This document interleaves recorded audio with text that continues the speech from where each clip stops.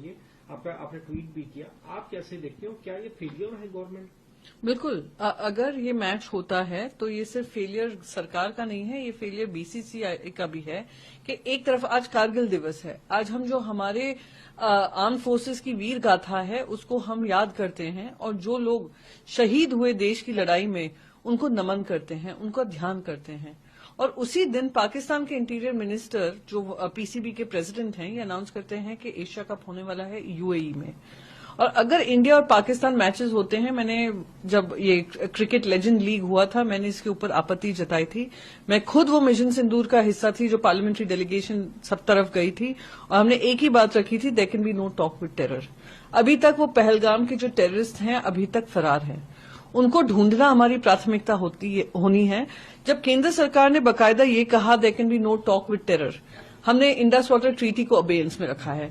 कल ही सीडीएस ने कहा, हमारे देश के सीडीएस ने कहा operation Sindoor is still ongoing. तो क्या हर देशवासी को इसमें हिस्सा लेकर पाकिस्तान को लेकर कोई भी वार्तालाप करनी चाहिए? जब कोई और कल्चरल रिलेशन हमने कैंसिल कर दिए, उनके यूट्यूब चैनल्स ब्लॉक कर दिए, उनको हमने ट्विटर पे ब्लॉक कर दिया, तो किस तरीके से बीसीसीआई को ये अलाउ किया जा रहा है कि इंडिया और पाकिस्तान के बीच में मैच हो? हम लोग सब, सिर्फ मैं ही नहीं, देश का हर एक नागरिक इसका विरोध करेगा, क्योंकि आग अभी भी ज्वलंत है पहलगाम के बाद। और जिस तरीके से पहलगाम का आतंकवादी हमला हुआ, देश एकजुट हुआ, और देश एकजुट इसके लिए भी खड़ा रहेगा कि इंडिया और पाकिस्तान का मैच तब तक नहीं होगा जब तक पाकिस्तान जो आतंकिस्तान बना है अपनी नापाक हरकतों को बंद करेगा। कोई फ्यूचर स्टेप आप as a member of parliament?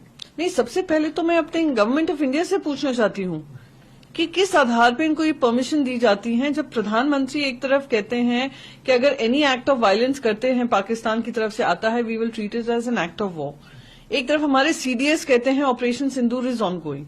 प्रधानमंत्री जब कैबिनेट मीटिंग रखते हैं उसमें डिसाइड होता है Indus Water treaty is in abeyance.